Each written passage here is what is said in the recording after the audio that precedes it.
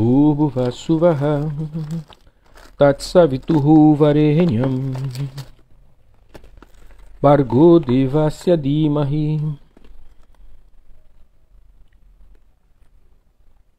Dhiyo Yonah Prachodayate Om Bhuvasuvaha Tatsavituhu Varenyam Bhargo Devasya Dhimahi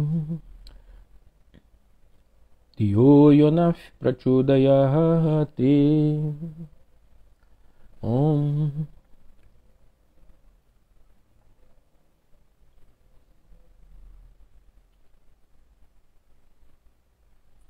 Bhuvasuvaha Tatsavituhu Varenyam Bhargo Devasya Dhimahi Dhiyo Yonah Prachodayate Om Namastê, Harion, boa tarde. Fabienne, Alberto Carvalhal, namastê. Todo mundo pronto para a live? Então vamos lá, vamos começar. E aí, tudo tranquilo com vocês? Tarde de sexta-feira, um pouquinho frio, né? Mas tá bom, inverno, né? Tem que fazer frio, já que aqui no Rio de Janeiro só faz bastante calor. Eu vou convidar então o nosso amigo professor Alberto Carvalhal. Live. Vamos ver se ele já entra.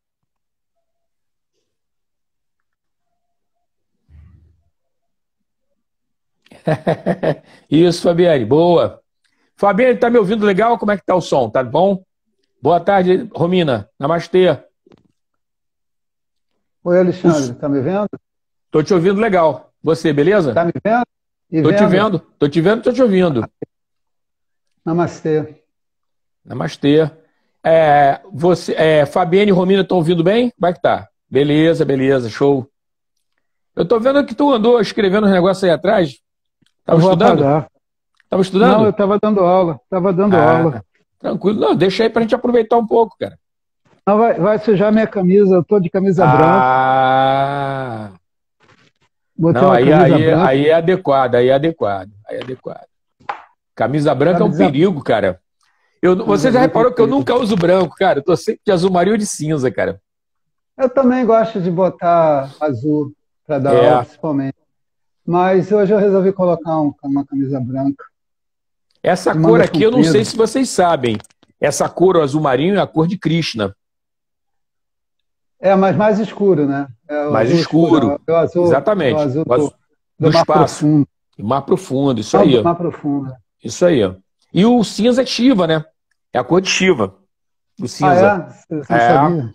Tanto que os shivaístas, eles gostam de eles usam, passar. Eles botam. Eles pegam cinza da fogueira e passam pelo corpo todo. Alguns, inclusive, ficam na floresta completamente nus, né? Totalmente à vontade, totalmente cinza. É verdade.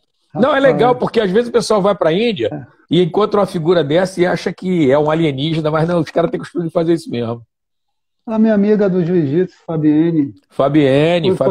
Tudo bem? Fabienne Ober. Ela é do jiu-jitsu. Mora aí na ilha. É o pessoal do Armlock, né? É o pessoal do Armlock. Do Triângulo. O Triângulo que é muito bom, né? Isso, ela aí. Viu? Foi o Alexandre que eu te falei, Fabi. Ele tem uma academia como é que é a Estrada do Galeão. É em cima do Romanella. É. Eu falei com ela, eu conversei com ela outro dia pelo WhatsApp. Foi? Foi, que legal. Tadinho de mim, ó. Essas meninas que falam tadinho de mim, cara, são uma fera do tatame, cara. Porra. Bota o cara de joelho rápido, cara. A técnica, rapaz, a técnica não é fácil, não, rapaz. A técnica é violenta, cara. É verdade. A vida corrida, né, cara? Quando der, tu aparece lá. É assim mesmo, isso aí faz parte. E aí, Alberto, tudo tranquilo? Como é que você tá? Beleza? Tô tranquilo, graças a Deus. Semana boa, semana tranquila. Cara, pô, eu fiz um negócio essa semana que eu me amarrei, cara. Eu me amarro nos troços, assim, as novidades, sabe? Eu fiz uma meditação guiada, cara. Ah, é? É. Você participou? Você Não, não, participou não. ou Eu você conduziu? preparei a meditação, né? Fiz um áudio legalzinho, né? Aí Ah, escolhi uma imagem também legal.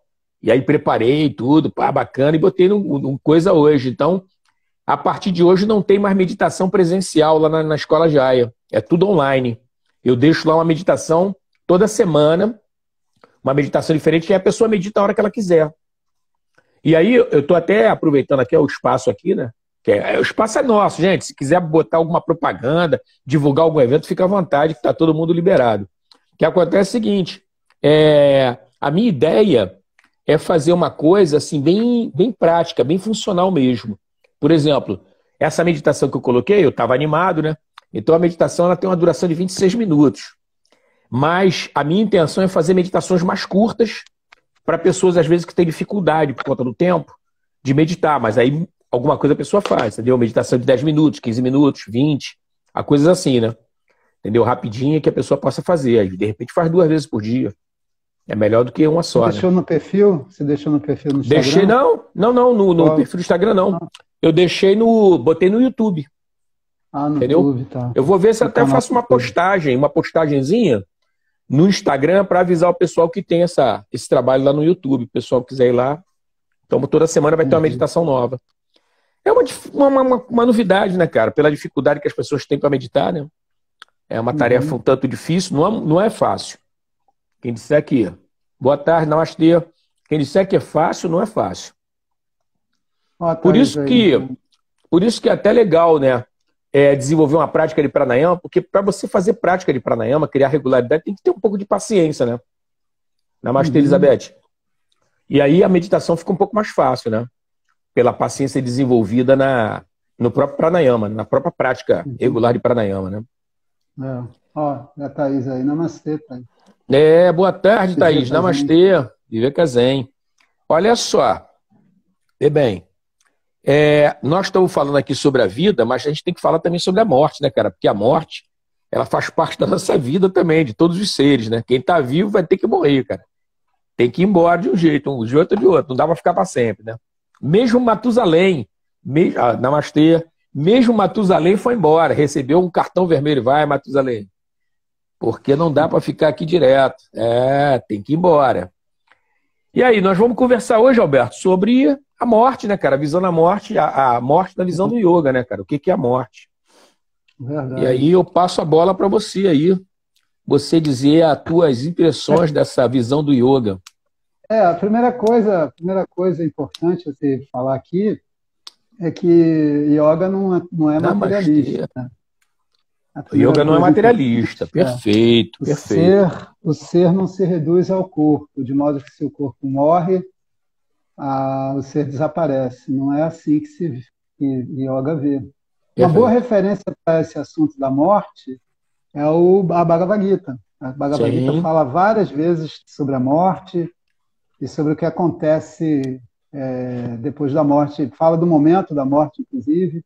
Várias passagens, várias passagens. Porque a preocupação com o diálogo. Porque o que é a Gita? Rapidinho aqui. A Gita é um diálogo entre Krishna, que a Alexandre já falou aqui antes. Krishna é o mestre da Bhagavad Gita, e o discípulo Arjuna.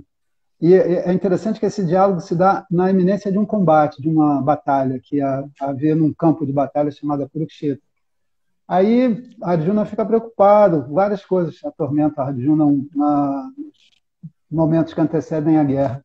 E ele fica preocupado porque vai matar os entes queridos dele. Lá do outro lado tem o professor, o mestre, tá o irmão dele, tem o tio-avô que está lá também. E o combate ia ser um combate mortal, né?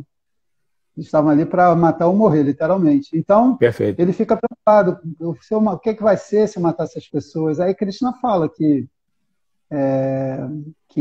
o ser ele não nasce, não morre, e que se engana aquele que pode matar ou que pode morrer. E aí ali ele mostra a imortalidade, vamos assim dizer, do eu, do ser, do Purusha, Sim, perfeito. ou da Purusha. alma, se preferir assim, da alma. Então, isso mostra a visão da yoga, que aí ele fala isso, né, que da mesma maneira que a gente troca a roupa quando ela fica velha, da mesma maneira o habitante do corpo troca suas roupas, troca o seu corpo quando ele não serve mais. E se Exemplo muda pra sensacional, né? Sensacional exemplo.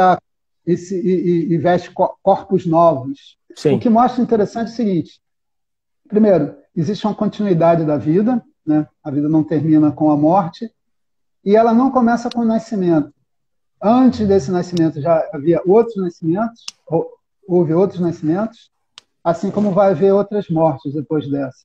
Se nasceu, morre, e se morre, vai renascer. Então, ali na Gita já mostra a visão que a gente tem da yoga. Primeiro, Sim. ali na Gita mostra a visão que a yoga tem em relação à morte. Primeiro, A morte. Perfeito. que a morte não interrompe a vida, que a vida vai continuar, que vai haver outros nascimentos, e que assim, da mesma maneira que o nascimento não deu início à vida, que a vida havia antes do nascimento, ou seja, existe uma continuidade, isso é importante. Existe uma continuidade da consciência. Existe uma continuidade da consciência. Havia a consciência antes, há a consciência agora corporificada, digamos assim, e vai haver consciência depois, não corporificada, mas que vai se recorporificar, digamos, vai renascer. Essa é uma visão muito interessante. Tá? Existe uma continuidade da consciência. Ou seja, a consciência não é um produto do corpo. A consciência não é um produto do corpo. A consciência se conserva. Da mesma maneira que a massa e a energia se conservam, a consciência se conserva também. Isso é uma visão interessante. A morte não é o fim, em outras palavras. É o início de uma nova fase, de um novo ciclo. Uma nova fase, perfeito. Perfeito. Essa é a visão da yoga. O que mostra é o seguinte, é uma tese forte, tá? É uma tese forte.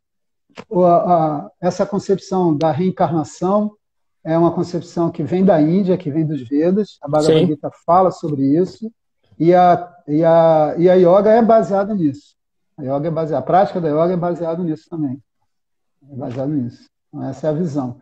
Nós não somos simplesmente um corpo físico. Não somos um corpo físico. Somos mais do que isso. Esse é o principal a ser dito. Não é materialista. Não é materialista. Com todo respeito ao materialismo, mas essa visão não é uma visão materialista. E uma outra coisa interessante também é que a Bhagavad Gita, se eu não me engano, no capítulo 7, no capítulo 8, fala dos momentos que antecedem a morte, da preparação do yogi para morrer. Que existe uma preparação para a morte dentro da prática da yoga. Que yoga, de certa maneira, é uma preparação para a morte também. Sim, sim. A yoga é. Preparação para a morte. E aí ele mostra ali como é que o yogi conduz.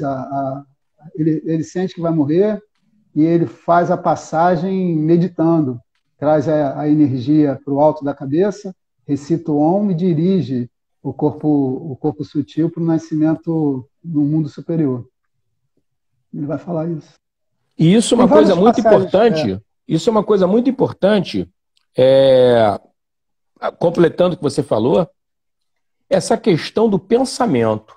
Enquanto em vida, corporificado, você aprender a ter uma concentração forte, poderosa, bem disciplinada, porque no momento da morte, você vai para onde você tiver com o pensamento apontado, como uma flecha.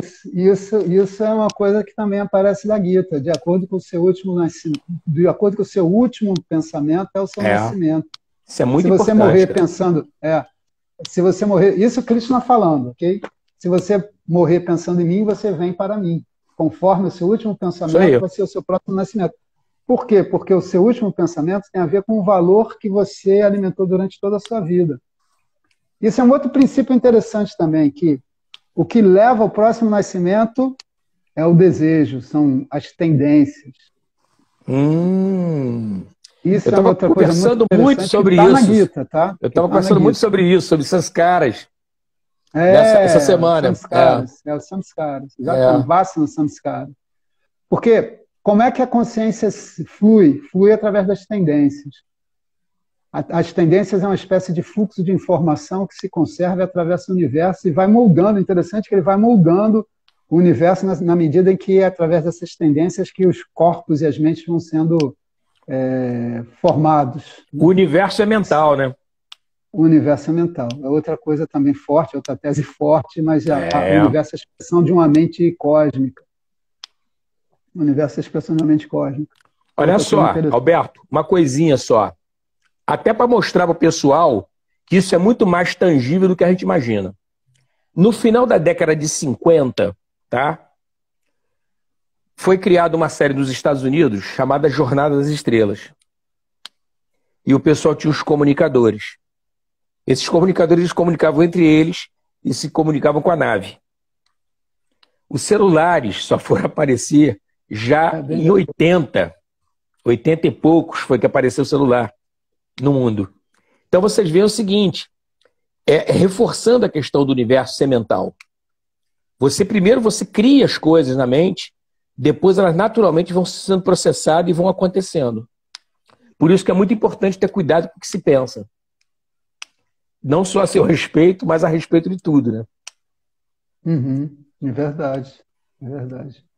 Tem várias passagens interessantes na Bhagavad Gita sobre a morte. Tem um momento que a Arjuna, no capítulo 6, pergunta a Krishna, mas se a gente morrer sem alcançar o nosso objetivo final, como que vai ser? Existe uma perda? Aí Krishna responde, não há perda nesse caminho. Se um yogi morre sem alcançar o seu objetivo final, ele renasce numa família de yogis ou numa família de pessoas corretas, com valores, de modo que ele possa se conectar com a sua busca e dar continuidade na próxima vida a essa busca. Quer dizer, o que mostra uma continuidade, você está vendo aí uma tendência. O cara busca, ele tem uma prática, uma busca pelo autoconhecimento, uma prática de yoga, de meditação, de pranayama, enfim, uma vida dharma, uma vida correta, e fica essa marca. Isso é um vássana, é uma tendência. E essa tendência vai se exprimir numa próxima vida em condições favoráveis para que ela possa se expressar. Interessante isso, né? Essa ideia toda tem a ver com impermanência? Mais ou menos. Uma parte sim, outra parte não. Uma parte sim, uma parte não. O mundo está em transformação sempre, em um fluxo constante, até essas tendências, mas a consciência se conserva. E é o que você falou, né? O que você está falando, na realidade, é uma máxima que a gente aprende dentro do Veda, que é que guna atrai guna, qualidade atrai qualidade. Atrai guna, qualidade atrai qualidade. Então você termina migrando para uma família que vai te dar o suporte, vai ter afinidades contigo para que você possa seguir trabalhando, né? Não, é interessante você falar isso, que o desejo é definido como guna sanga, apego a um guna. Apego a um guna. Você tem uma característica mental e você está, de certa forma, você está apegado àquela característica mental, de modo que a sua mente vai correr na direção de experiências que tenham a ver com aquela característica mental. E isso vai se repetir e formar uma tendência, para o bem ou para o mal. No caso aqui, você busca o autoconhecimento, se você tem uma disciplina, uma vida correta, se você alimenta certos valores que vão contribuir para a liberação, isso é uma tendência boa. É o que Krishna falou, vai levar você a um nascimento favorável. Vai levar você a um nascimento favorável. E há um guna. E interessante isso, que ele vai explicar os tipos de nascimento a partir da predominância de guna. Do guna, se é aradya, se é tamas, na mente da pessoa, que tem a ver com a expressão do comportamento dessa pessoa, dos valores dessa pessoa ao longo de toda a vida. Correto. De toda a vida. Tem uma passagem interessante, eu acho que você já deve ter ouvido essa anedota. É uma anedota de um comerciante que ele hindu, né? Ele sabia dessa passagem das escrituras da Gita, que dizia que, de acordo com o seu último nascimento, é o seu pensamento. Então, como ele era devoto, ele queria alcançar Deus, ele colocou os nomes dos filhos todos de uma determinada deidade. Ele chamou de Shiva, outro ele chamou de Parvati, outro ele chamou de Saraswati, de Ganesha, de modo que ele sabia que quando ele fosse morrer, os filhos iam estar ao redor dele, e ele então ia ver no rosto de cada filho uma divindade, né, com o nome do filho. Então, na hora da morte, assim foi. Ele estava lá no leito para morrer, e aí ele fez meio que a chamada dos filhos. Aí chamou, Shiva, eu estou aqui, pai. Saraswati, eu estou aqui, pai. Parvati, eu estou aqui, pai. Ganesha, estou aqui, pai. Ah, está todo mundo aqui? Quem é que ficou com a loja? Aí nisso ele morre. Quer dizer, apesar de ter se cercado de toda a proteção ali dos deuses, o último pensamento dele foi em A relação ao loja. comércio, à loja. Que era o coração dele, né? Isso aí. Ficou preso na loja. Então, não, é bom falar isso, porque tem uma galera que gosta muito de padaria, nesses docinhos de padaria, cara. Cuidado, na hora da morte, se tiver com isso na cabeça, vai ficar preso na padaria, cara. Pense em Deus, é mais jogo, pense em Deus. Mas uma coisa que eu queria comentar aqui, porque eu vi que entrou uma galera aqui e tem muito praticante de yoga, né? E eu não sei se todo mundo tem esse conhecimento, né? No curso de formação, eu procuro sempre falar com o pessoal sobre isso. O Baya Kumbhaka é você fazer uma retenção com os pulmões vazios. O Baya Kumbhaka é uma preparação dentro da prática de yoga para a morte. Porque morto não respira. Então, ficar bem com os pulmões vazios é uma preparação psicológica para você lidar com a morte, né? Dentro da prática de yoga. Da prática de asana, uma prática, uma série normal, né? De pranayama, enfim, uma prática. Através da prática do pranayama a gente controla essas energias. Porque a Gita fala, eu não estou com a Gita aqui, não vou sair da frente da tela aqui para pegar a Gita, mas tem uma passagem que ele diz isso, que o yogi, ele conduz as suas energias para o alto da cabeça. E essa condução das energias é o pranayama, né? Ele reúne as energias todas e leva para o alto da cabeça. Mandar para o Sahasrara. Faz uma passagem lúcida, consciente. E é muito controle, esse momento da morte, realizar uma passagem assim. Isso é chamado, recentemente, não sei quando começou a chamar isso, de Mahasamadhi, que é a passagem consciente, deliberada que o yogi faz. Deliberada nesse sentido, porque ele vai morrer. Isso aí não tem deliberação. Mas a condução para o próximo nascimento, para o próximo mundo, é uma condição consciente. Isso é uma coisa incrível. É uma coisa incrível. Mandar energia para o Sahasrara, né? Mandar energia para o Sahasrara, e do Sahasrara migra para um plano... Porque é outra visão também, a gente está falando de visão da yoga, a tradição védica, né? Eu quero dizer o seguinte, isso é importante, foi aquilo que uma vez a gente falou aqui lá atrás, quando a gente falou dos Yoga Sutras, o primeiro sutra do Yoga Sutra, ele fala, agora a gente vai falar o que é yoga, mas de acordo com o que foi dito antes, a Anushasana. Essa palavra Anushasana significa que tem um contexto anterior, que são os Vedas. Perfeito. Quando a prática do yoga está baseada na tradição védica. E o que a tradição védica fala sobre a morte? Fala que existem outros mundos, acima desse, abaixo desse, aonde a pessoa vai ficar um determinado tempo antes de renascer nesse mundo. Ele vai falar isso. Então, o yogi visa o nascimento no mundo superior, no sétimo céu, no Brahma Loka, no mundo de Brahma. Brahma Loka, sim. Brahma Loka. Ou Satya Loka também, é chamado de Satya Loka. Então, ele conduz deliberadamente o nascimento conduz deliberadamente a morte, o processo de morte, para nascer nesse plano superior. Porque esse é um dos objetivos dos Vedas, né? O Veda fala de várias práticas, rituais, orações, meditação, de modo que a pessoa renasça num plano superior, que ele tenha um bom nascimento num plano superior. Ou se nascer na Terra, tem um bom nascimento aqui na Terra também. Porque é interessante, ele fala o seguinte, que a Terra é o primeiro dos 7 mundos para cima, e existem 7 mundos para baixo. Então, os mundos para cima são mundos onde existe experiência cada vez maior de felicidade. E os mundos para baixo, são chamados infernos, são mundos de experiência e de sofrimento. Então, tem 2 formas de entender isso. Primeiro que, de fato, esses mundos existem, fisicamente existem, e a pessoa, de fato, vai morrer e vai para esses mundos, né, de experiências boas, experiências ruins. O yogi não quer ter experiências ruins, ele vai para ter experiências boas. O Veda não quer que você tenha experiências ruins, por isso ele fala, evite agir de determinada maneira, porque você vai ter um nascimento ruim, ou aqui na Terra, ou no inferno. Faça certas práticas, certas coisas, tenha certa conduta para você ter mérito e nascer num mundo superior. Papa. Então, essa é a ideia. Essa é a ideia. Nessa vida, a gente vai acumulando mérito para que esse mérito se materialize. Olha que interessante. Que a ação, isso é outra coisa incrível também. A ação, ela tem um efeito sutil. A ação tem um efeito físico, que você vê e pode rapidamente ver o resultado, mas a ação também tem um efeito sutil, que você não vê, mas aí o Veda vai falar desse efeito sutil.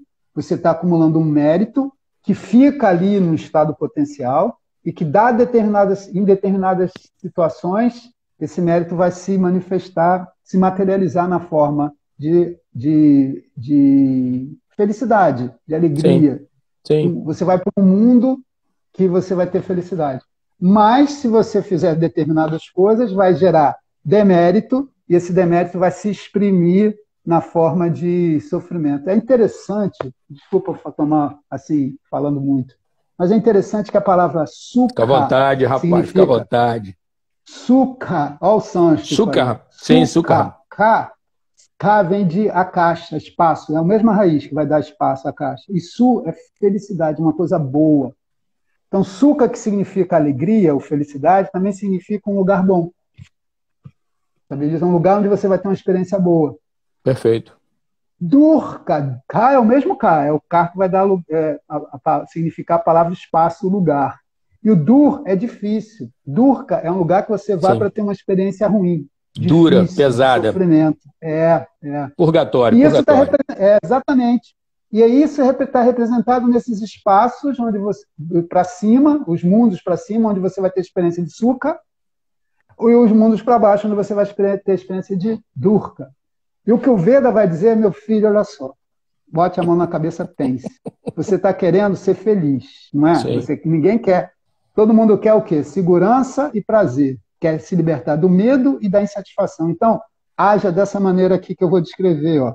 Seja correto, respeite esses valores, faça orações, se possível, faça rituais, faça meditação, medite. E aí, com isso, você vai ter mérito e aí você vai ter um bom nascimento. Perfeito. Quando seu desejo vai ser realizado. Agora, se você começar a fazer coisas ruins aí, principalmente sendo movido pelo egoísmo e começar a causar danos, destruição, movido pela ignorância, pelo egoísmo, pelas aflições mentais, você vai criar problema para você mesmo, aí você vai ter esses nascimentos desfavoráveis. Mas isso tudo para dizer que existe uma outra forma. Então, é entendido como uma existência mesmo física, mas é falado também que dizer que existem 7 mundos onde você vai ter experiências boas e 7 mundos onde você vai ter experiências ruins, o Veda está falando que das possibilidades de experiências que você pode ter aqui na Terra. Aqui na Terra você pode ter experiências como se você estivesse no céu, ou aqui na Terra você pode ter experiências como se você estivesse no inferno. Perfeito. Então, ele está também pensando aqui na Terra. Então, haja de modo que você tenha... Mereça o céu. Bem e evita... Porque é falado isso, que é outra coisa que o yoga pensa, né? Que a gente está, de alguma maneira, recolhendo os frutos das nossas ações. Os vários nascimentos são resultado do nosso próprio comportamento. Entendeu? É outra forma de ver também.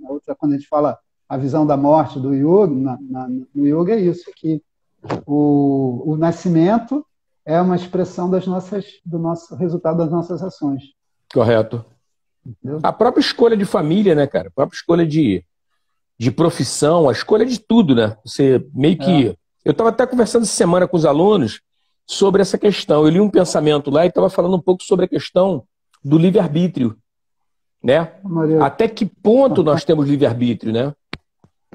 É muito pouco, né? Muito pouco o nosso livre-arbítrio. Não, a questão do livre-arbítrio é outra conversa difícil. Porque a gente é muito pressionado, né? A gente é muito pressionado. E tem os desejos também. É uma coisa paradoxal. Porque, de um determinado ponto de vista,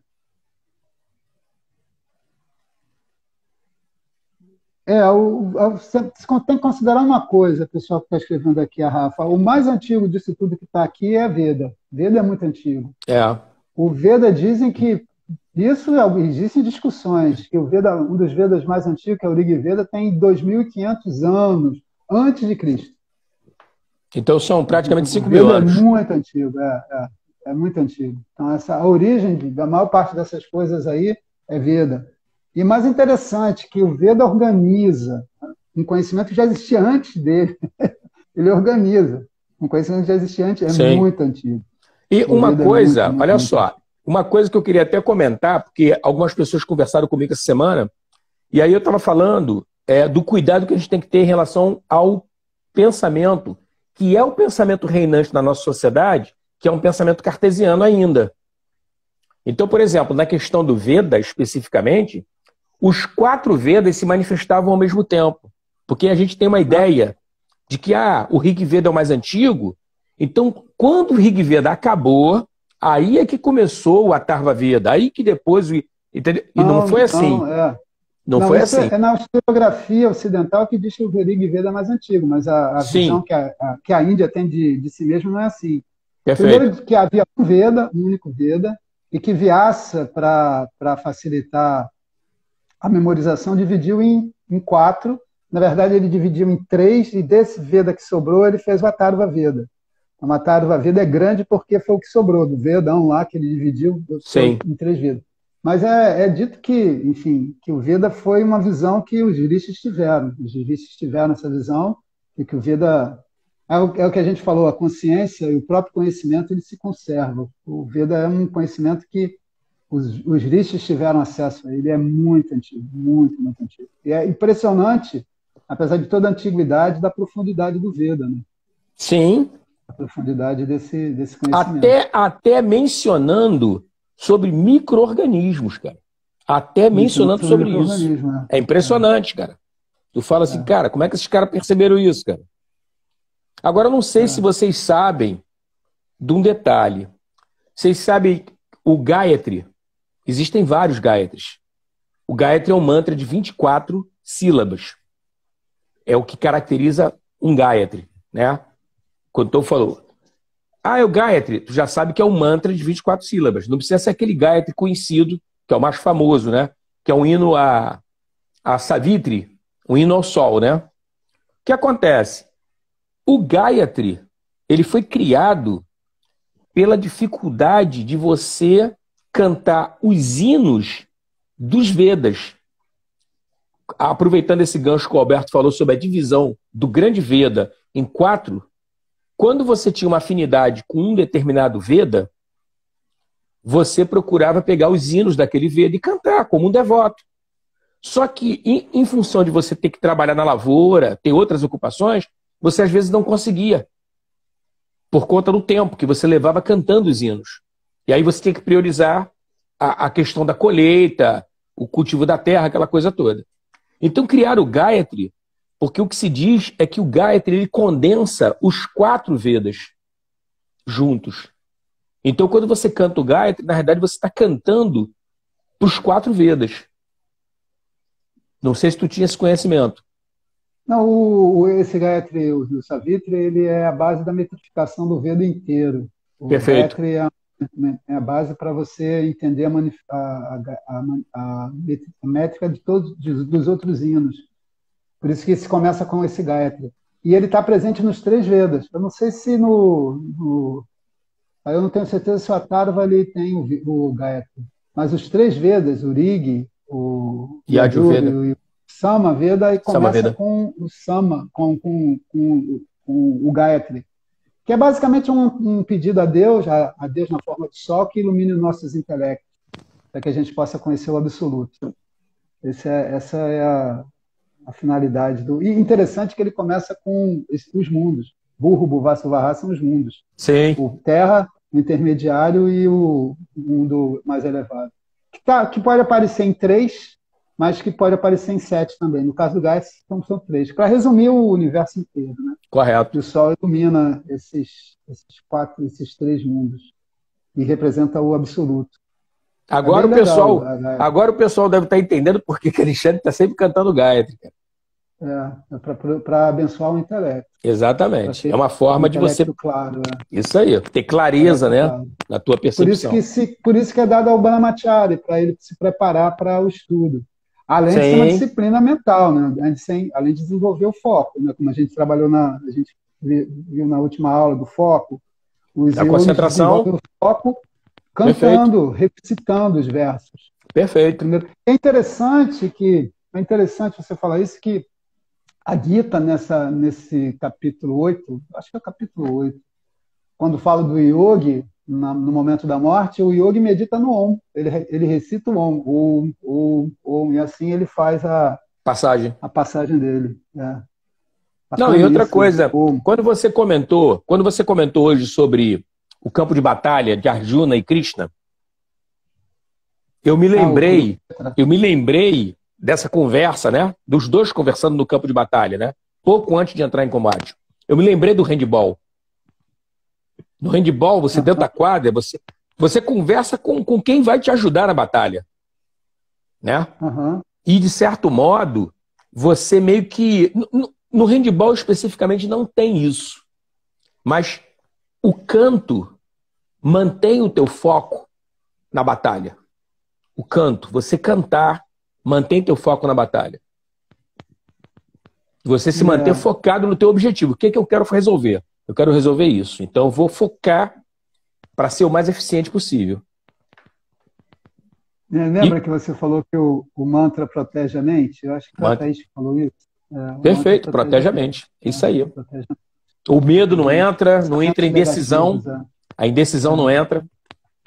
Que a interessante dúvida é demais. terrível, né, cara? A dúvida é terrível, né? A Thaís falou da iniciação, não sei se ela está se referindo ao Gayatri. De fato, o garoto é iniciado ao Veda quando ele é iniciado ao Gayatri. Ele é chamado de duas vezes nascido. Ele é nascido porque nasceu e é nascido porque foi iniciado no Gayatri, porque significa que ele vai dar início ao estudo dos Vedas. É uma espécie de batismo, né? É como se fosse um batismo, é uma iniciação, aquela, digamos assim, doutrina religiosa. É verdade, aquela iniciação religiosa, aquela experiência religiosa. É isso. Gayatri. Fomos longe nessa história da morte. Agora, é interessante também, existe uma yoga, que a gente aqui não está falando de yoga somente asana e pranayama, né? A gente fala de pranayama, meditação envolve uma postura, mas existe uma yoga chamada yoga do sono e dos sonhos.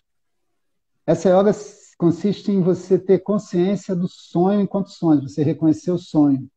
Porque o sonho é a expressão das tendências, né? Você sonha a partir das experiências que você teve, daquilo que ficou armazenado, memorizado na sua mente. São tendências que ficam ali, que sobram. Digamos assim, você vive um determinado dia, um estado de vigília, aí você alimenta determinadas experiências, ou registra determinadas experiências, e aí a experiência de vigília desaparece, some, mas ficam as tendências relacionadas à memória, relacionada àquilo que foi vivido. E aí essa memória, essas tendências, elas se manifestam como sonho. Só que elas se manifestam como sonho, e a gente vive aquilo tudo como se a gente tivesse acordado de novo, vivendo no mundo real. Exato. Na verdade, aquilo é somente uma aparência, uma produção subjetiva da mente. Mas são a expressão das tendências. Aí o que significa a yoga dos sonhos? É você reconhecer que está sonhando, se manter lúcido durante o sonho e poder interagir com esses sonhos, ou seja, com essas tendências que se exprimem de uma determinada maneira. E é interessante que, com a prática disso, você acaba exercendo um comando sobre as tendências. E é possível, inclusive, passar pela experiência de sono profundo de maneira lúcida. O processo é assim, você reconhece que está sonhando, aí você se mantém, porque pode acontecer que quando você sonha e reconhece que está sonhando, acordar, fica estou sonhando, tão feliz que acorda. Ou pode acontecer que o sonho que você se tornou lúcido desaparece. Ou pode acontecer do sonho continuar, mas você perder a lucidez. Então, o que é que você, primeira coisa que tem que desenvolver? Essa capacidade de manter o sonho e manter a lucidez. E aí você depois começa a modificar os conteúdos do sonho. Você pode transformar o que você está vivendo lá, e você pode, inclusive, transformar o seu próprio corpo. Aí você está exercendo ali um domínio sobre a expressão das tendências. E mais, que você pode também neutralizar a reação habitual àquilo que está acontecendo no seu sonho. Uma reação de medo, uma reação de desejo. Você simplesmente testemunha o sonho de maneira passiva. As coisas vão ocorrendo ali e você não interfere. E você pode ficar tão quieto no sonho que os sonhos se desvanecem sem que você perca a consciência. Aí você entra no sono profundo de maneira lúcida. Isso é uma prática avançada de yoga dos sonhos. E para que isso tudo? É porque o estado de vigília, de sono profundo e de sono com sonhos, ou seja, os 3 estados de experiência, ele é comparado, esse fluxo de consciência, ao processo de morte, estado intermediário e renascimento. A morte leva a uma espécie de sono profundo. Depois, o estado de intermediário é como se fosse um sonho, que são expressões das nossas tendências, e que a gente passa por tudo aquilo ali de maneira inconsciente. E o estado de vigília é como acordar com um novo nascimento. Entendeu? Então, vigília, sono profundo, ou melhor, sono profundo, dormir, sonhar e acordar é como morrer, passar pelo estado intermediário e renascer. Então, se o yogi ele é capaz de modificar as suas tendências, transformar o sonho, entrar no sono profundo de maneira consciente, ele pode morrer de maneira consciente, passar pelo estado de intermediário de maneira lúcida, conduzir a partir daquela consciência o seu próximo nascimento. Porque da mesma maneira que o sonho é uma expressão das tendências, a vigília, o próximo nascimento também são expressões da tendência da pessoa. Então ele pode renascer de maneira consciente, conduzir o seu próximo nascimento. Quer dizer, mais uma vez, indo ao encontro do que a Bhagavad Gita falou, né? Que o yogi ele conduz deliberadamente, conscientemente o seu nascimento.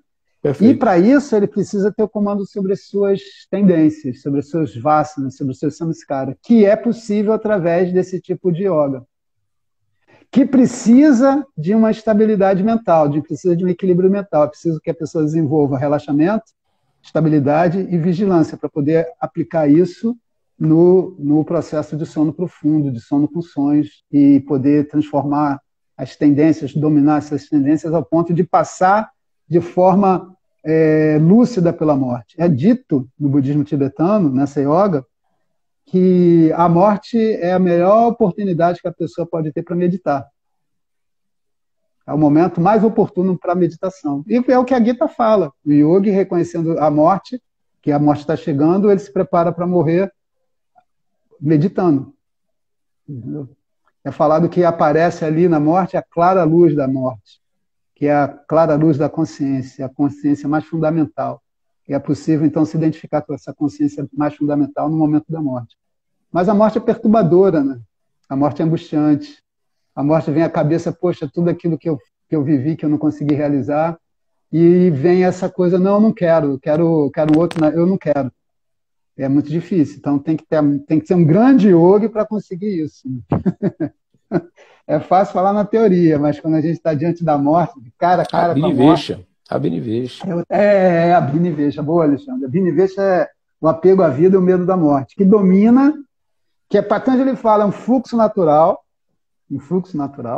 que domina até mesmo a mente do sábio. A mente do sábio. É na hora da morte que a gente vê do que o cara é feito. Né?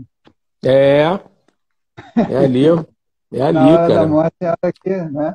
Ele pode relaxar e ir embora, ou pode, não quero. Mas não tem jeito. Vai de qualquer maneira. Tem que ser leão, cara, para encarar o negócio de frente. Não tem essa não, né?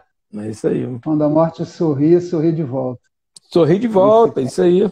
Sorri de volta. Hoje é um bom dia. Hoje é um bom dia. Hoje é um bom dia. Isso aí aparece num filme bobo, mas eu achei essa frase legal. O Gladiador. Quando o imperador fala lá pro general que depois se torna gladiador. Quando a morte lhe sorri de volta. Mas aí não é para qualquer um, não. Por isso que tem que ter uma vida de preparação, né? Uma vida de disciplina que permita essa renúncia nesse momento tão difícil. Né? Gente, vocês querem perguntar alguma coisa? Ó, desapego ao último suspiro. A Vivica Zen está colocando aí. Suspiro. O último suspiro que não é aquele suspiro doce, não, hein? É o suspiro do alento. Não é fácil, não. Não é fácil, cara. Acho que eu te falei, né? Eu tive uma experiência de apneia muito dura. E aí eu vi como que eu não queria ir embora. A apneia é terrível. Porque eu tive o coronavírus, né? Sim. Logo no início, lá em abril de 2020, né? Foi 2020 que começou 2020. essa assombração, né? 2020. E aí eu tive uma tosse terrível, as minhas amígdalas ficaram muito inflamadas, minha garganta ficou muito inflamada, e aí deve ter tido alguma coisa na glote também, que toda vez que eu dormia eu tinha apneia. Eu não conseguia dormir, foi terrível. Mas um pouco antes disso eu tive uma apneia.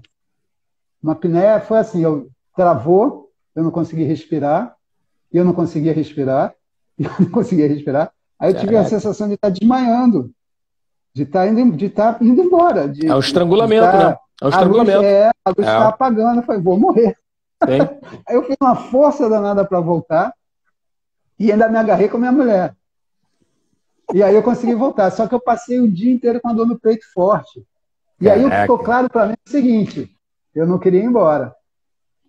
Eu não queria ir embora. E aí, com quem eu me agarrei? Com a minha mulher. E eu perguntei a ela no dia seguinte se ela lembra disso. Ela falou, não lembro nada disso. Caraca. Eu não lembro que eu te abracei. Ela falou, não lembro. Quer dizer, eu podia ter morrido ali do lado dela. Ela do lado, cara. Caraca. Não, mas eu cheguei perto mesmo. A sensação... Primeiro faltou o ar, que foi uma sensação horrível de querer voltar e depois eu ia apagando. Foi desmanhando assim. Eu falei, não, peraí, eu tenho que voltar, e consegui voltar. A força vital grande. Mas numa grande. dessa a pessoa pode não voltar, né? Pode. Numa dessa a pessoa pode acontecer, cara. Pode acontecer. Voltar. Não, e outra coisa, né? Muita gente morando sozinha, cara. Muita gente morando sozinha deve ter morrido sozinha, cara, em casa. Entendeu? Não era hora, porque se fosse hora eu ia mesmo. Pois é, cara. Pois é. Mas isso para dizer que é um processo angustiante. Você não quer ir. Ainda mais assim, Porque no caso dos yogis, eles sentem os sinais, né? E se preparam. Mas mesmo assim, você sentir o sinal da morte é angustiante. Tá rondando, tá aqui perto. Tá rondando, tá perto. É como se ela tivesse apertado, até brinca, como se ela tivesse vindo à noite apertada a garganta. Sim. E no coisa, na arte marcial, cara, judô, jiu-jitsu, você tem muito esse tipo de coisa, de estrangulamento, né? A experiência é bem parecida. E se você não dosa, você pode ter problemas ali, cara. É bem complicado. Pode. Entendeu? De vez em quando os colegas dormem. E é muito rápido, muito rápido. Sim. Você acha que vai aguentar e não dá tempo nem de bater e dorme. Exatamente. Mas foi essa sensação que eu tinha tido. É como se o oxigênio estivesse mais chegando no meu cérebro. Já ocorreu... O que os yogis fazem é cantar o Om, né? O que a Gita fala é o yogi cantar o Om. Até porque o Om dá um sentimento de renúncia. O Om produz um desapego, uma renúncia. Renúncia produz isso. O problema é todo você se organizar para pensar em seja lá o que for. Tem que estar bem disciplinado, né? Se preparar bem para isso. Na hora H, não tem dúvida. Não pode titubear, não pode titubear. Titubeou, perdeu. Relaxa e vai embora. Se você ainda pensa, não, eu tenho que ficar mais um pouquinho aqui, eu tenho que dar conta disso, daquilo, vai gerar uma angústia. É tipo assim, vamos, tá na hora, vamos. Eu tenho um amigo que a gente discutiu uma vez sobre isso, o Lídio, posso falar aqui que não tem problema. O Lídio estava outro dia aí, ele participou da live, né, o Lídio? Vamos fazer um pacto. Quem morrer primeiro, volta para dizer para o outro que o On é breve, mas é gigante. Verdade. Volta para morrer para o outro que tem vida depois da morte. Eu falei para o Lídio uma vez isso. A gente tá bom. Aí se lembrou uma história, uma piada de dois amigos que jogavam futebol no domingo e os dois eram espíritas, frequentavam o mesmo centro espírita. Aí, um belo dia, um amigo morreu. Aí ficou pensando, meu amigo não voltou para falar comigo, vai ver esse negócio de vida depois da morte não existe. Aí um dia ele sonha comigo. Aí o amigo falou, não, tem vida depois da morte sim, inclusive tem futebol aqui no domingo. Aí eu só queria aqui te falar o seguinte, que hoje você está escalado para o jogo, tá? Caraca, acabou, meu irmão, acabou, a hora é essa. A hora é essa, veste a camisa e entra em campo. Eu meti no Discord pra gente jogar logo mais. É. Não, mas é muito bom, cara. Mas inclusive, eu não sei se você viveu essa experiência. Eu, eu passei muitas vezes por isso, né? De querer falar sobre a morte com a minha família, né? Querer falar sobre câncer. Porra, isso era proibido, cara. Proibido, não se fala no assunto. E, na minha opinião, a melhor forma é exatamente o que nós estamos fazendo aqui. Conversar sobre o assunto para não ser um tabu. Tirar o tabu. É um assunto, faz parte da nossa vida. A gente vai ter que passar por essa experiência, né? E aí fica mais leve, né? Fica mais leve para passar. A filosofia sempre aborda isso. A filosofia, quer dizer, esse assunto é abordado na filosofia, principalmente na filosofia clássica, né? Da preparação da morte. Platão dizia, a filosofia é preparação para a morte. Preparação para a morte. Na medida que você cultiva valores que não são valores puramente materiais, na medida que você cultiva o desapego, a capacidade de renunciar, é o que vai preparar a gente para a morte. E ter uma conduta, né, digna, né, de modo que você possa... Tem um mestre budista que fala viver e morrer sem arrependimento. Sim. Porque arrependimento na hora da morte, né, entendeu? Vai ser só mais um motivo de angústia. Então é viver e morrer sem arrependimento.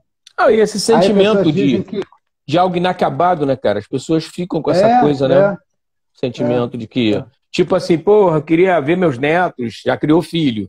Queria ver meu filho crescer. Porra, meu irmão, não tem essa. Quem ficar vai dar conta do recado, cara. Não esquenta a cabeça, não. Vida segue. E o que é interessante é que a gente vê isso, né? Como as tendências se manifestam, né? E é isso que o yoga, que a tradição védica fala. São essas tendências que vão te conduzir para o próximo nascimento. Interessante isso, né? É como você disse lá atrás, que o universo é a expressão da mente. O universo é a expressão da mente. Quer dizer, as coisas não estão separadas. Né? Tempo, espaço, matéria, massa, energia e informação. Que informa, no sentido de formar. Exatamente, dá forma às coisas. Formar, dá forma às coisas. Exatamente.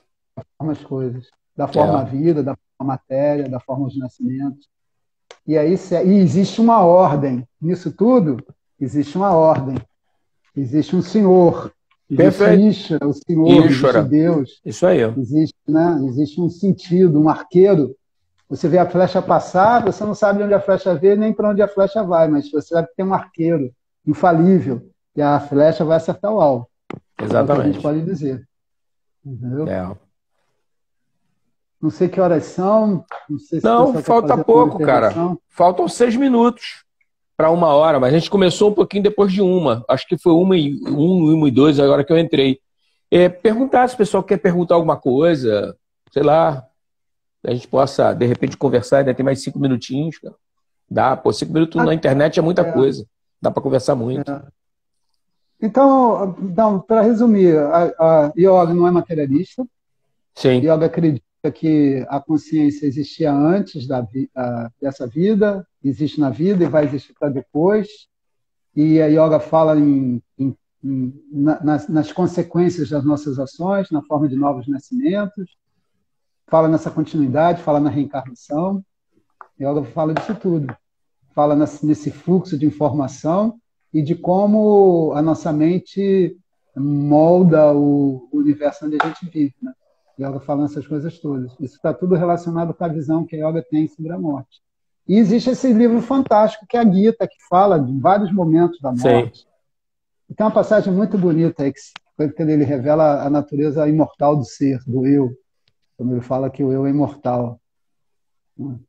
Para incentivar a Krishna, incentivar a Arjuna a lutar, ali na batalha de Kurukshetra. É uma luta, né, cara? Uma luta. E essa luta, muitas vezes, é interna, né, cara? É uma luta interna, né? Sim. Contra as tendências, né? Controlar aí os impulsos, desejos, né? Uma luta. Ou até a própria preguiça, né? O forte adversário da preguiça, né? É uma expressão de tamas, né? Você procrastina, né? Ah, depois eu Como é que faço, vai depois eu ser? faço. É, Se ficar desanimado, ficar com desanimado. medo. Medo O também, medo medo. também é uma expressão da atividade de tamas, medo, É, abatimento, verdade, verdade. enfim. O que É a vida isso. pede da gente é coragem, né? É. Cara, bom papo. Faltam 3 para as 2, cara. Não sei se o pessoal quer conversar mais alguma Quer fazer alguma coisa. 3 minutos é intervenção? coisa pra caramba. Coisa pra caramba. Se não, Ah, eu então queria tá bom por comentar um hoje. lance. Ah, Queria comentar um lance com vocês interessante. Dentro dessa questão aí das tendências, sabe o que que é? O Paramahansa Yogananda, ele era um cara fissurado em doce. Ele tinha dificuldade de ficar sem comer doce. Então ele tinha um desejo por doce muito grande. E ele conseguiu vencer isso pouco antes de morrer, cara. Quer dizer, ele não parou de lutar. Ele não parou de lutar. Tanto é que as imagens, as fotos dele, já mais velho, que aquela foto que ele tá meio gordinho, com cabelão, é mais novo. Quando ele tá com mais idade, ele tá bem mais magro. Quer dizer, essa mudança dele de comportamento em relação ao doce, ele emagreceu bastante, né? não querem conduzir um estudo.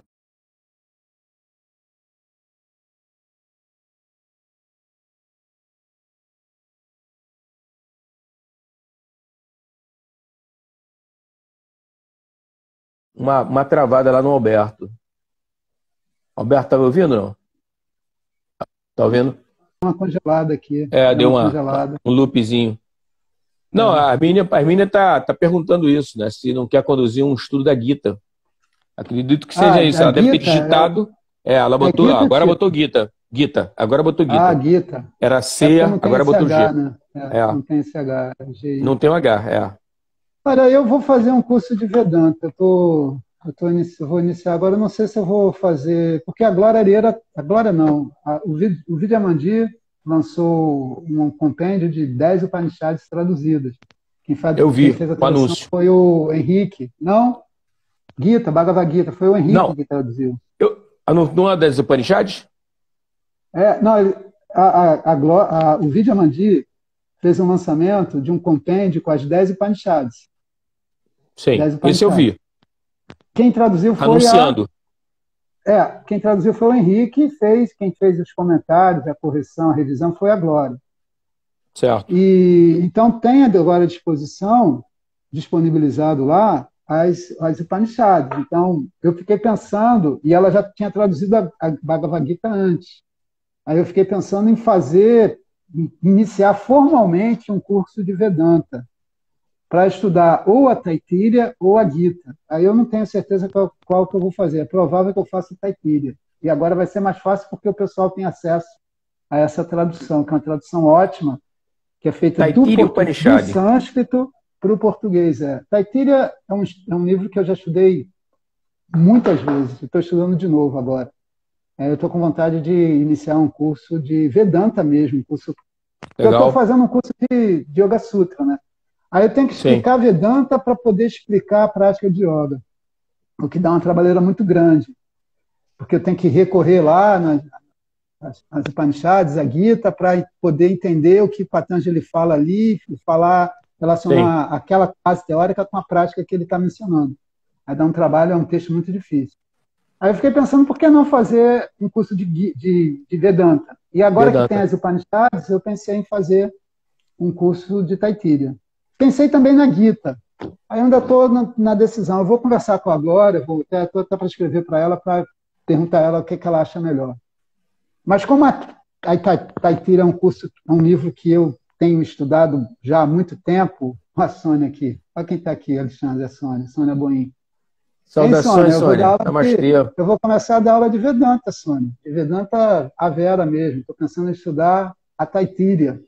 Fazer um curso online de Taittiriya. Ah, online, Então, isso que eu ia perguntar a você, né? Online. Vai ser online. Legal, Porque, legal. vai ser online. Online eu vou alcançar mais pessoas. Olha ela, oi. Oi, Sônia. E eu vou alcançar mais pessoas, então vai ser online. Talvez mais para frente um curso presencial, mas agora vai ser online. Agora online. Ah, cara, ele tem muita vantagem do online, né, cara? Tem muita vantagem, né? tem muita vantagem. Uma cidade As grande aulas como... gravadas. E a cidade grande como o Rio de Janeiro, cara... Precisa se deslocar. Você tem que se deslocar, cara, é complicado. Você vê, muita coisa eu não estudei com a Glória Vieira, cara, porque, porra, Copacabana, eu moro na ilha, trabalho na ilha. É muito longe. É muito complicado, entendeu? E às vezes é no meio da semana, né, um horário, né, tipo 3 horas da tarde. Caraca, meu irmão, como é que eu vou lá? Eu tô lembrando uma vez que eu peguei um trem para ir para Copacabana, morar em Madureira, né? O trem descarrilou. Caraca. Não, o trem não descarrilou, não. O trem perdeu o controle. O trem começou a andar para trás, sair da estação. Aí eu tô vendo os camelôs pulando. Até alguma coisa tá errada aqui, porque o camelô para abandonar o trem, porque o negócio tá sério. O trem tava voltando, assim. O maquinista saiu do trem, cara. Eu vi o maquinista passar, entrou no trem, freou o trem estabilizou. Aí eu cheguei lá na Glória. Peguei um ônibus, cheguei na Glória. E aí não teve aula. Putz, caraca. Que doideira, cara. Alguma coisa aconteceu com a Glória e ela não deu aula. Caraca. Mas é difícil você sair da Ilha do Governador para um curso à noite e depois voltar para a ilha à noite. Então é a vantagem da aula online, né? Você está em casa. Sim. Assiste a aula ao vivo. É isso mesmo. E a aula ainda fica gravada. Claro. E a interação é mesmo, a gente não está conversando aqui, é quase como se você estivesse aqui na minha casa conversando. Exatamente. Aproxima muito o online. Aproxima muito. Você pode fazer pergunta, você pode parar a aula, perguntar alguma coisa. Sim. O quadro está aqui, ó. Eu tenho um quadro para isso. Exatamente. Não, tá certo, corretíssimo. O negócio é trazer as ferramentas, pô. É isso mesmo. E fica muito melhor, cara. Não tem problema de deslocamento, assalto, frio. Porra, tranquilo, cara. Tu vai, volta, fica gravado. Você pode rever a aula várias vezes. Rever a aula várias vezes. Tirar uma dúvida depois, anotar, cara. Tem muita vantagem online. Tem muita vantagem, principalmente aula teórica. Mesmo aula prática de meditação também pode acontecer. Fica difícil, mas ainda assim é possível, uma aula de asana. A aula de pranayama. É mais difícil, mas pode acontecer também. Também dá. Posicionando legal a câmera, dá para tu ver na boa. Dá para cobrir na boa. Essa tecnologia veio para ficar. Me desculpe os conservadores. Com certeza. Mas isso aqui veio para ficar. Me desculpe os conservadores e os reacionários, né? Porque tem muita gente que é racionário e acha que é conservador, cara. E não é, só é reacionário.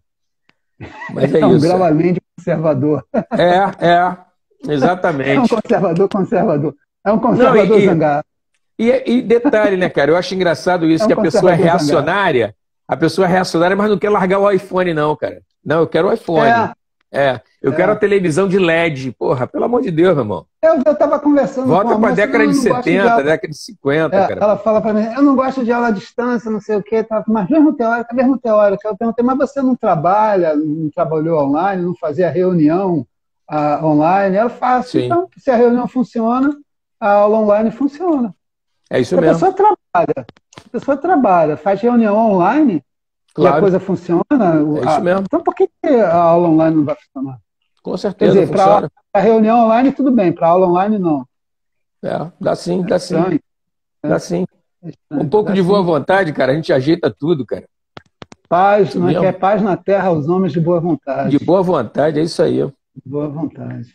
É isso, meu caro Alexandre. É isso, meu irmão. Vamos falar com você e obrigado pela presença da galera aí. A gente aqui está esperando as sugestões, tá? Se vocês quiserem... tema, né? Isso aí. Algum tema. A gente pode, inclusive, na próxima aula, dar uma visão geral da Gita. Se o Alexandre quiser, a gente pode fazer isso, dar uma visão geral. A Gita sempre é um tema bem interessante, cara. Podemos, sim. Dar um passeio pela Gita. Passeio pelos 18 capítulos. Isso aí. Junto com Arjuna e Krishna. Isso aí. Boa companhia. Boa companhia.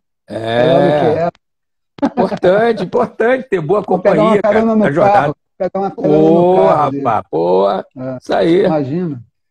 E a Romina ainda ajuda botando um cavalo, porque a Romina gosta de cavalo, cara. A Romina tem cavalo e tudo. A Romina tem. São 4 cavalos naquela biga. Ela pega o cavalo da Romina e bota, vai ser o 5º, cara. A puxar a biga com facilidade, cara. Isso aí. Legal, muito bom, Sônia. Mas é bom você estar aqui, Sônia. A gente Legal. está fazendo toda sexta-feira, Sônia. Se você Toda puder, sexta, 1 da tarde. Isso aí, só 1 da aparecer. tarde, fazer promoção aí na tua rede, falar da gente, Isso, da boa, nossa, boa. Estão da precisando de nossa divulgação, isso é muito importante, divulgação. divulgar. E o boca a boca é sempre forte. É isso mesmo. Meu irmão, brigadão mais uma Obrigado, vez. Alexandre. Fica com Uma Deus. boa tarde aí, Namastê. fica com Deus. Bom fim de semana para Obrigado pela vocês. oportunidade. Até Tchau. sexta, se Deus quiser. Tchau, gente. Tchau. Obrigado. Obrigado Namastê. por tudo. Hariom. Namastê. Tchau. Hariom. Tá bom, Sônia. Espero. Um abraço. Tchau.